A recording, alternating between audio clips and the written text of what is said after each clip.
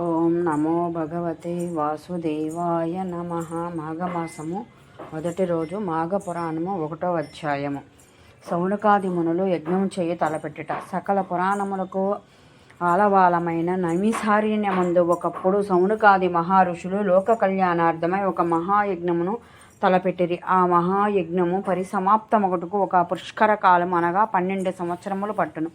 ఎన్ని అడ్డంకులు వచ్చినను ఆ యజ్ఞమును పూర్తి చేయవలనని దీక్షతో సౌనకాది మునులు తలపెట్టి యజ్ఞస్థలముగా నైమిషారణ్యంలోని ప్రవహించు గోమతీ నదీ తీరమును ఎన్నుకొని ఒక సమముహూర్తమున యజ్ఞమును ప్రారంభించిరి. అంత పెద్ద యజ్ఞమును చూచి తరింపవలనని కోరికలతో భరతఖండము నలుమూలల నుండి తపోధనులెందరో వచ్చి యజ్ఞస్థల సమీపమునందు నివాసములు ఏర్పరచుకొనిరి.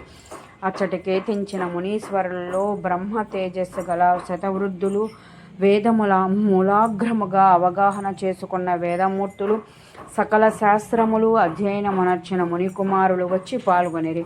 ఆ విధముగా మునీశ్వరులందరూ తమ తమ శిష్య బృందములతోనూ పరివారములతోనూ తండోపతండములుగా యజ్ఞస్థలానికి చేరుకొనిది. వేల కొలిది ఋషిపుంగవులతో ఆ యజ్ఞస్థలము కిక్కిరిసి ఉండెను. ఆ యాగము సకల లోకములకు శుభకరమైనదియు పుణ్య ఫలప్రదమైనదియు 12 సంవత్సరములు ఏకదాటిగా జరుగు మహాయజ్ఞమగుట వలన పురాణ పురుషుడగు సూత మహాముని కూడా తన శిష్య బృందంతో వేంచేసి యాగాది కార్యక్రమంలో పాల్గొనిరి. దూర ప్రాంతం నుండి వచ్చిన ఋషులు సూతులను దర్శన భాగ్యం కలిగినందునకు అమితానందము నొందిరి. సూతుల వారి ఆశీర్వాదములతో నిర్విఘ్నంగా యాగము జరుగునని అందరూ సంతోషపడిరి. సూత మహాముని సకల శాస్త్రములు ఆమూలాగ్రముగా తెలిసి ఉన్న మహానుభావుడు. వేదం పురాణ ఇతిహాసాలతో సమస్త విషయముల యందు వారికి తెలియనిది లేదు. అవి అన్నీ వారికి కొట్టిన పిండి వంటివి. వారి ముఖవర్చస్సు నుండి ప్రకాశించు బ్రహ్మ తేజస్సు ఎల్లవేళలా నవ్వులు లకించు ముఖార విందము మేలిమి అంగారము వలి ప్రకాశించు శరీరము వర్ణింప నలవి కానివి. అటువంటి పుణ్యపురుషుడకు సూత మహాముని ఆగమనమునకు స్వాగతం పలికి సాష్టాంగ దండ ప్రణామములాచరించి యజ్ఞం జరుగు ఆ 12 సంవత్సరముల్లో ఎన్నయో పురాణ గాథలు విని తరించవలనని కోరికతో మునిపొంగువులందరూ వేచి ఉండిరి.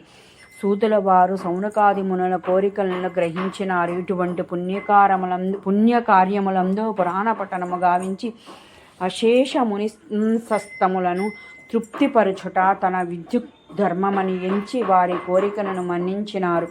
ఒక శుభముహూర్తమున ఆశ్రమవాసులందరూ సూతుల వారికి ఆర్ఘ్యపాద్యములను నసంగి ఉచితాసనములపై ఆసీనులను చేసి మునిశ్రేష్ఠ మునికుల తిలక, ఇంతకు మునుపు ఎన్నియో పురాణగాథలు తమరు తెలియజేయగా విని ఆనందించియున్నాము.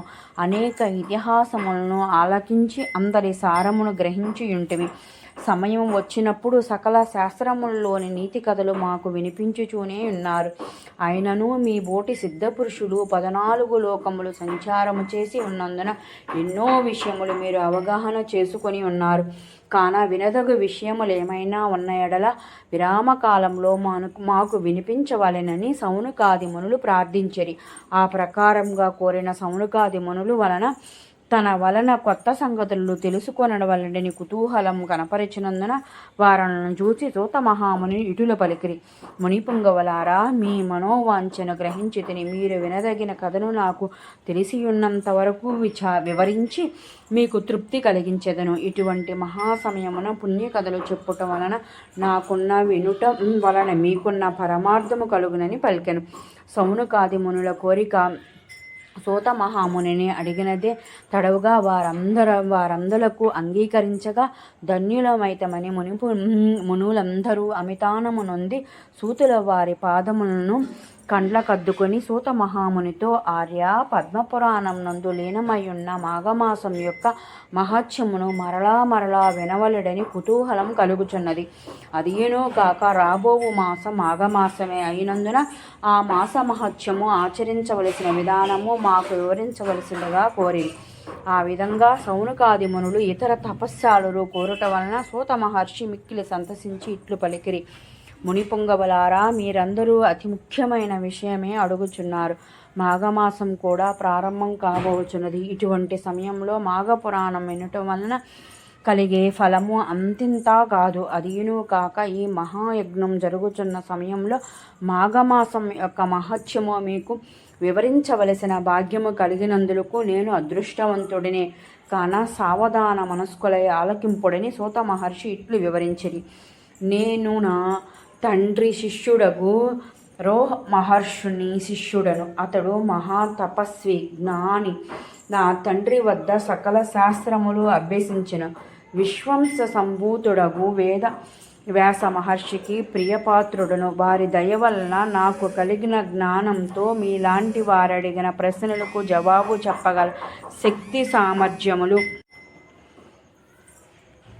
వారి దయ వలన నాకు కలిగిన జ్ఞానంతో మీలాంటి వారడిగిన ప్రశ్నలకు జవాబు చెప్పగల శక్తి సామర్థ్యములు కలిగిన వాడనైతిని. నేను తెలియజేయుచున్న నీతి బోధలు సకల లోకములకు శుభములు కలుగును. మీరడిగినట్టులనే పూర్వము దిలీప మహారాజుకు తన కులగురువైన వశిష్ఠ మహాముని మాఘమాసమున మహత్యమును వివరించినారు. ఆ విషయమునే నేను మీకు వివరించబోచున్నాను. ఓం నమో భగవతే వాసుదేవాయ నమః. మాఘపురాణము 2వ అధ్యాయము రేపు వీడియోలో తెలుసుకుందాము.